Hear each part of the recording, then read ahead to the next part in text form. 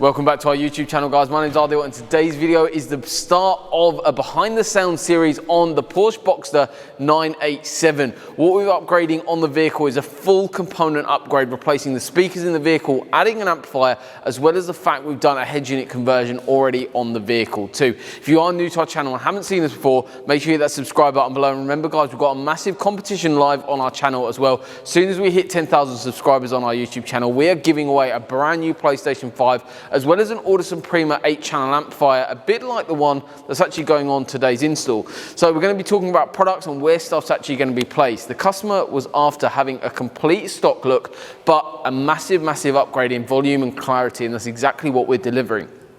In terms of the components to start with, talking about inside the door where stuff's going to be placed. Inside the vehicle on top of the dashboard, you've got a factory tweeter location. This deals with all of the higher frequencies. So we're using the Hertz Melee Pro tweeter that's going to sit in a stock location completely hidden away, and that's the design of the whole system. During the audio consultation, we went through every step of detail with our customer in terms of how much soundproofing we're going to be putting in, but also the components that are going in. So this is dealing with all the higher frequencies, going to be a massive upgrade above and beyond what the factory system is actually having in there and what you've got sound wise currently. Obviously, with the vehicle being a convertible as well, there was a need to increase the actual volume of the car to combat against the actual road noise that you've got, especially when that roof is down, to actually enjoy and appreciate music. So that's going to be dealing with that. And then inside the actual door itself, we've got the 3-inch mid-range. This is the Hertz 3-inch Melee Pro mid-range that's going to be sitting in a stock location. Again, this is actually mounted to the actual door card itself. From behind, we're going to be building a baffle to actually mount that and secure that to the door so it sounds incredible, but also balances the frequency range between the tweeter and the driver, the woofer in the door. And this is going to be dealing with all of those mid-range frequencies, and it kind of just separates the sound out in the vehicle, but a really nice way of doing that.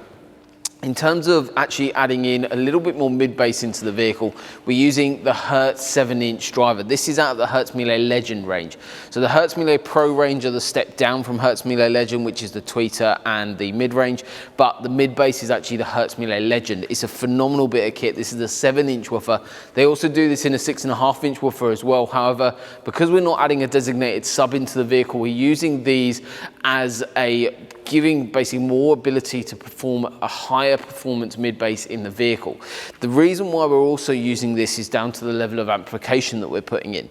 The amplification is a big part of the setup. The setup is using an Audison Prima Forza amplifier. So this is an 8-channel amplifier with 9 channels of processing power. The 8-channel amplifier, actually what it fully allows us to do is run the system what's called fully active.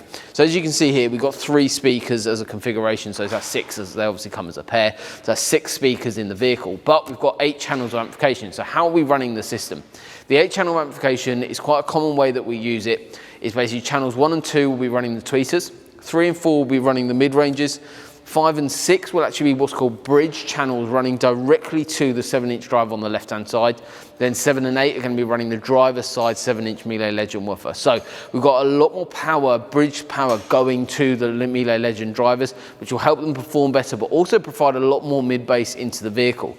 Then it's all down to the tuning stage. So this, because it has a processor built into it, you'll see on a lot of our other behind the sound videos, you'll actually see a tuning stage, which is a very key, important part of doing a system. The tuning stage, what that allows us to do is actually de-equalize all of the issues that is coming out from either an aftermarket head unit or a factory radio, and actually clean up all that signal and then output clean, directed, controlled signals to the new speakers via the amplification setup. It's a very important part, and there will be a tuning video on this vehicle. So if you're interested in learning a bit more about what that actually does and what's entailed in that, make sure you stay tuned, because there's some awesome content coming on this car.